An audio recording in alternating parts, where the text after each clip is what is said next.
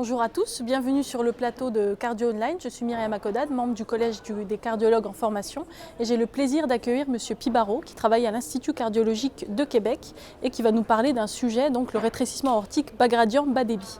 Tout d'abord, selon vous, quelle est la définition du rétrécissement aortique bas débit, bas gradient? Alors, on va commencer par la définition du RAC à bas gradient. Cela se définit par une surface de l'aire valvulaire aortique, donc l'aire valvulaire aortique qu'on mesure par échocardiographie selon l'équation de continuité, qui est inférieure à 1 cm², ce qui est donc compatible avec une sténose sévère, mais le gradient moyen est inférieur à 40 mm de mercure, ou la vélocité pique inférieure à 4 mètres par seconde, donc plutôt compatible avec une sténose non sévère. Donc il y a en fait une discordance entre l'aire valvulaire et le gradient quant à l'évaluation de la sévérité de la sténose, et c'est pour ça que c'est une entité assez complexe. Parce que si le patient est symptomatique, il faut vraiment trancher. Est-ce que la sténose est sévère ou pas? Il y a un paramètre qui dit que oui, l'autre que non. Donc on a besoin de tests diagnostiques plus avancés pour pouvoir confirmer la vraie sévérité de la sténose.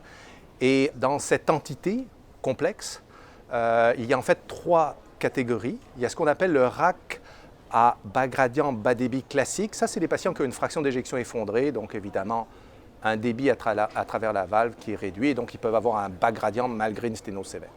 Et puis, il y a aussi le RAC à bas débit, bas gradient paradoxal. C'est ceux qui ont un bas débit malgré une fraction d'éjection préservée, et eux aussi ont un peu le même dilemme.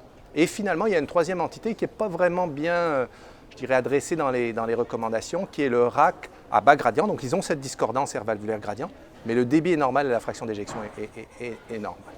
Et donc selon vous, parmi toutes ces situations, quand est-ce qu'il est pertinent de proposer une échographie de stress dans cette situation? Alors, l'échocardiographie de stress, et on parle là d'échocardiographie de stress à la dobutamine, et qui est un protocole en fait de basse dose. Ce n'est pas le même protocole que ce qu'on va utiliser par exemple pour une recherche de maladie ischémique, où on va jusqu'à 40 gamma et éventuellement atropine. Ici, on se limite à 20 gamma.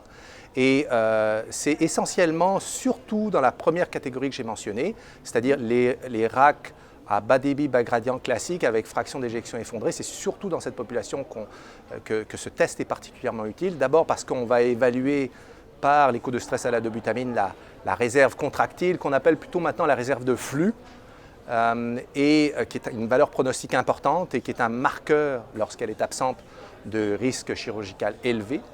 Et puis le deuxième point très important, le deuxième but de ce test, c'est de distinguer une sténose vraiment sévère qui va donc mériter un remplacement valvulaire aortique versus ce qu'on appelle une sténose pseudo-sévère où finalement le problème c'est que dans ce cas-là, le débit à travers la valve n'est pas suffisant pour ouvrir complètement la valve qui est en fait légèrement ou modérément sténosée. Donc c'est surtout dans cette population-là.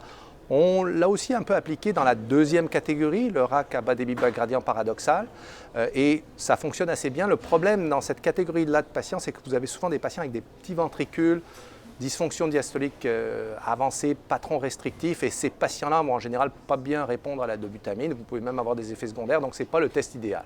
Et alors là, on utilisera plutôt d'autres modalités, telles que le scanner pour mesurer le score calcium.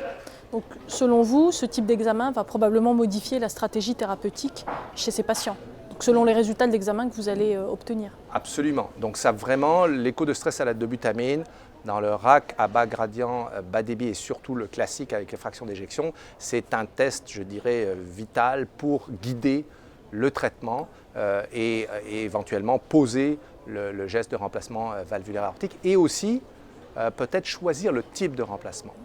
Parce que lorsque l'écho de stress à la dobutamine confirme qu'il y a une sténose sévère, donc il y a alors à ce moment-là une indication de remplacement valvulaire aortique, qui est une classe d'ailleurs 2A dans les guides de pratique. Et si en plus il y a absence de réserve de flux, qui est un marqueur de risque chirurgical élevé, à ce moment-là on aura plutôt tendance à choisir un remplacement valvulaire percutané plutôt que chirurgical, donc un TAVI. Merci beaucoup pour cette réponse très complète. Merci à vous.